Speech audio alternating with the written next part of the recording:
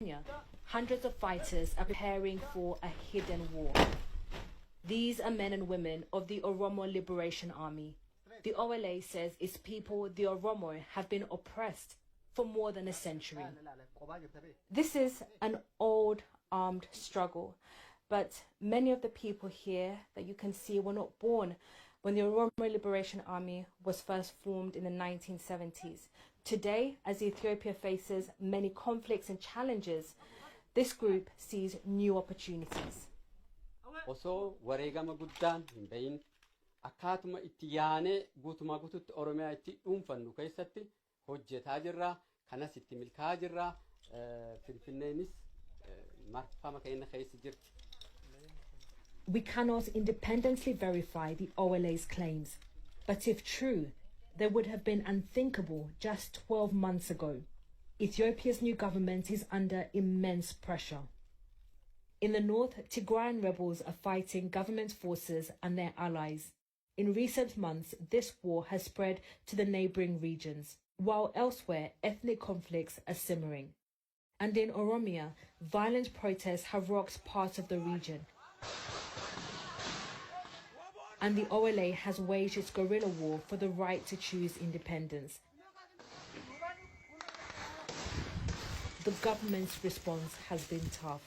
In this video shared on social media, 2 young men are marched into the bush, allegedly by the police. Human rights groups have accused authorities of indiscriminate killings and mass arrests.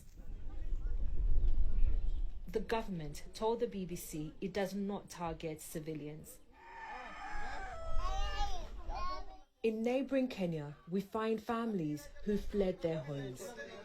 Even here in Kenya, you can still see the consequences of the conflict that's happening just across the border over there in Ethiopia.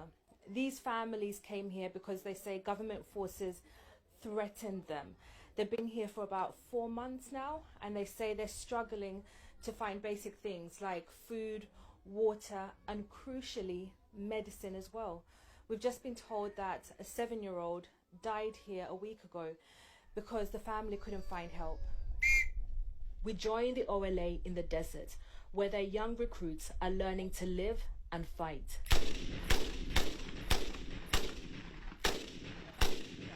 A lot of young people here are disaffected with the government, and with so many politicians and opposition leaders currently in detention, a lot of them are seeing this as the solution. Sila akka nam tokko jiraachuullee barbaada, barachuullee barbaada, firii ta'ee jiraachuullee barbaada. Garuu yoo firii ta'ee yookaan baradhee sabii ankee jiruu fi uummati Oromoo guutuun hacuucaaf saamichaaf ajjeecha jal jiru yookaan garbummaa bashaa jal jiru yoo taate wanni ani nyaadhe dhuguuf barnootillee natti mijaa waan taateefi. But the OLA has also been accused of atrocities. These images were given to us by Amhara activists. They claim they show the gruesome aftermath of an OLA massacre. The Oromo Liberation Army wants to ethnically cleanse the non-Oromos, especially Amharas, from the Oromia region, depose Prime Minister Abiy Ahmed, and establish an Oromia state under their leadership.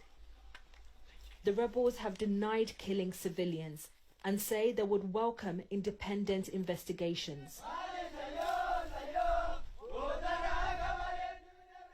As the day draws to a close, the sounds of whistles and gunfire are replaced with traditional songs about Oromia.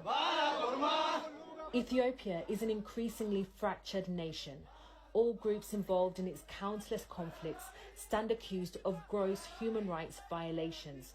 All deny they're the ones to blame. But what's certain is that it's ordinary people who are suffering, and that seems unlikely to end anytime soon.